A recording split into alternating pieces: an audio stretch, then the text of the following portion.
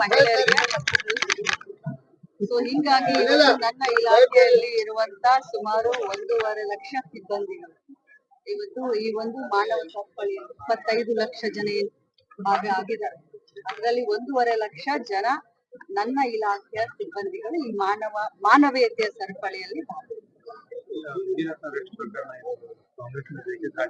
ಯಾರು ದ್ವೇಷ ಯಾರು ಮಾಡ್ತಾರೆ ದೇಶದಲ್ಲಿ? ದ್ವೇಷದ ರಾಜಕಾರಣ ಯಾರು ಮಾಡ್ತಾರೆ?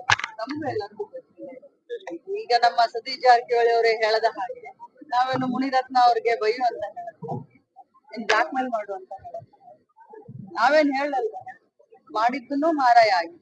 ಕೆಲವೊಂದು ರಾಜಕಾರಣಿಗಳು ಮೇಡಮ್ ಮೊದಲು ಮಾತಾಡ್ತಾರೆ, ಆಮೇಲೆ ಇದು ತಿರ್ಸಿದ್ದಾರೆ, ದೇಶದ ರಾಜಕಾರಣ ಅಂತ ಹೇಳ್ತಾರೆ ಮೇಡಮ್. ನೋಡಿ, ಒಂದೇ ನಿಮಿಷ ಹೇಳ್ತೀನಿ.